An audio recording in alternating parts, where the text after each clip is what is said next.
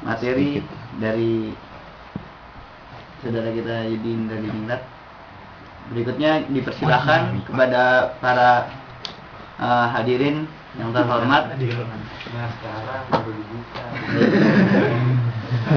Silakan kalau bagi ada yang mau bertanya tentang materi yang telah disampaikan ataupun di luar materi ataupun ada sedikit tambahan ilmu gitu, misalnya dia berpikir tadi kurang gitu, atau iya mungkin beda jalannya, bisa kita sampaikan di sini. Silakan. Ya, silakan. Silakan coba ada. Ya, Mas Heri. Atau jangan ragu Mas. Sampaikan saja Mas.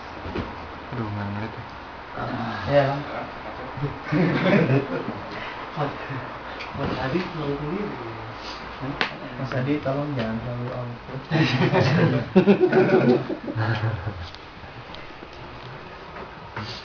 Nah, mungkin sedikit. Gue Oh, iya. tadi kan ya emang sih sempat bilang mungkin pembahasan juga di lain kali. Tadi kan waktu kalau bilang Ya, gue bilang. Melihat kalau kita mau nemuin jati diri dari mana, ngapain, mau kemana. Terus lu bilang kan yang benar nanya sama nyiptain kita. Kalau orang Islam mungkin pikir untuk bisa bertanya itu lewat Al-Quran. Cuma bagi orang di luar Islam untuk menemukan gimana jati dirinya, mereka kan mau nggak mau harus berpikir kan. Nah, berpikir itu bisa menimbulkan segala macam jawaban. Salah satunya seperti kaum liberalis tadi. Gimana caranya untuk orang di luar Islam memahami bahwa sebenarnya jati dirinya itu yang seperti ini loh, bahwa dia diciptakan tuh sebenarnya untuk seperti ini, akhirnya bakal begini, datangnya dari sini.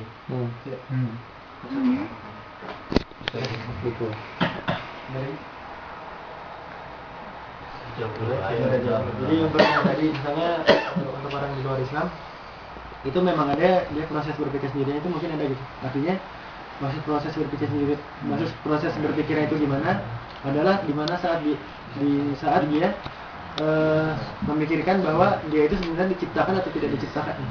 Jadi ketika dia berpikir, maksudnya ketika dia menemukan jawaban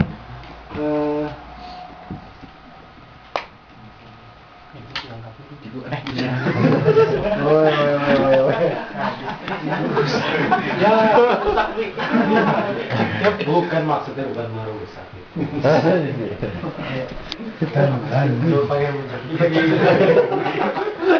hanya mengurangi fungsi saja. Jadi orang di luar Islam itu kan ada dua jenis. Jadi orang yang percaya Tuhan, dengan orang yang tidak percaya Tuhan. Orang yang percaya ada yang menciptakan, orang yang belum percaya ada yang menciptakan dia itu dia harus berpikir sendiri dulu. Artinya kita bisa saja memberitahu dia, atau menyampaikan kepada dia, tapi proses sampai dia menemukan jawaban bahwa dia itu sebenarnya diciptakan itu ada pada dia sendiri. Hidayah dari Allah SWT. Dan dia artinya dia harus berusaha memiliki sama seperti proses Nabi Ibrahim ketika beliau mencari Tuhan. Itu kan sendiri proses berpikirnya. Nah, ketika orang sudah percaya kepada ada yang menciptakan dia, itu pertanyaan berikutnya adalah yang menciptakan dia itu memberikan tuntunan nggak kepada dia untuk menjalankan hidup di dunia ini. Nah, sekarang pada kenyataannya di dunia ini itu ada yang namanya kitab-kitab. Pada faktanya di dunia ini ada yang namanya kitab-kitab dan artinya kitab-kitab agama gitu. Nah, sekarang pertanyaan selanjutnya adalah dari mana kitab-kitab tersebut yang benar gitu. Nah, itu artinya ketika dia belum Islam, artinya orang di luar Islam, dia ketika proses berpikir awalnya itu sendiri, tapi ketika selanjutnya untuk menemukan kitab-kitab itu sebenarnya dia sendiri juga, tapi bisa aja kita arahin. Jadi semuanya itu sebenarnya hidayah dari Allah Subhanahu wa Ta'ala, tapi prosesnya sendiri itu artinya apa ya? Untuk memutuskan sesuatu kan sebenarnya proses dari dalam diri sendiri. Artinya orang dari luar bisa aja nyampein apapun gitu. Orang dari luar bisa aja ngasih tahu berbagai macam teori, tapi dia memilih yang mana itulah sebenarnya proses dari dia sendiri. Nah, cara tahu jati diri yang benar ya hanya satu, dari Al-Quran gitu. Nah, pertanyaannya bagaimana si orang ini bisa sampai ke Al-Quran? Itu dia. Ketika dia mencoba membandingkan dengan serius antara kitab-kitab agama yang ada di dunia ini, insya Allah dia akan, kalau dia benar-benar serius dan benar meneliti gitu, itu akan sampai kesimpulan bahwa kitab Al-Quran itu yang berasal dari Allah Subhanahu Wa Taala. Artinya kitab Al-Quran ini yang nggak mungkin dibuat oleh manusia. Kan kemungkinannya cuma ada dua, antara kitab itu dibuat oleh manusia dan kitab itu bukan dibuat oleh manusia. Kalau misalnya bukan dibuat oleh manusia, berarti siapa lagi kalau selain yang menciptakan kita? Udah jelas. Belum. Ini ada pertanyaan dari hadirin saya. Ya, saya mau bertanya sebenarnya. Kalau saya dulu.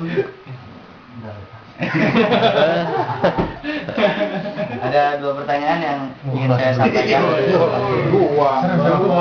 Beranak lah. Nama saya Dimas juga. Dari mana? Nak namanya apa?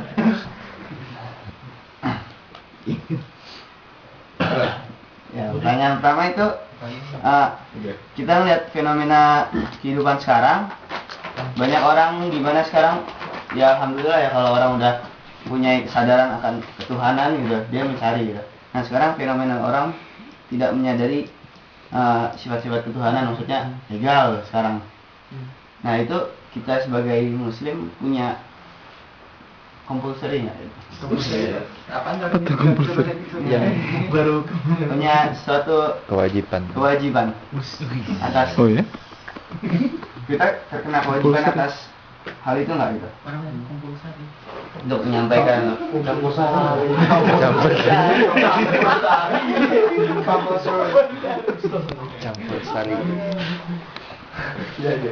dan kalau enggak pun Kompur sari. itu tuntunannya bagaimana? Nah, hal kedua yang saya tanyakan tentang ibadah itu, yang tadi sih pertanyaannya kalau kita taklid sama yang orang yang sudah dipercaya sama orang lain gitu, maksudnya ya umat juga udah percaya sama dia. Tergantung jabatannya dulu. Pada dasarnya tuh kita bikin ibadah, jadi gini, kita ngeliat misalnya orang pada percaya sama kiai lah, dan itu bukan cuma satu desa doang yang percaya, tapi insya Allah udah orang-orang udah percaya. Ibadah yang dia lakukan itu saya lakukan juga dengan alasan ya insya Allah dia benar, dan saya jadi lebih cepat mendapat banyak amalan gitu. Ya praktis kita lebih butuh waktu untuk mencari dasar kan, dan kalau bertanya juga nggak bisa setiap saat. Itu intinya. Gimana? Kayaknya mana? Tadi yang compulsory, habis itu yang Pertama compulsory, terus yang kedua taklid. Compulsory. Makanya baca Wan Manga. Udah lama nggak ada. Nggak ada. Balik masalah. Salah satu dari Ntar kalau udah selesai saya mau ngobrolin yang nggak berguna. kewajiban yang sudah disampaikan atau sudah diberikan Allah kepada kita adalah salah satu taklid yang sudah diberikan Allah SWT kepada kita sebagai khalifah yang hidup di muka bumi ini kan, juga dakwah juga. Jadi dakwah juga salah satu kewajiban kita kepada Allah Subhanahu Wa Taala. Artinya kita itu ketika menerima Islam, kita menerima hidayah Islam, kita juga wajib menyampaikannya kepada yang lain. Cuman masalahnya ketika ke dalam apa?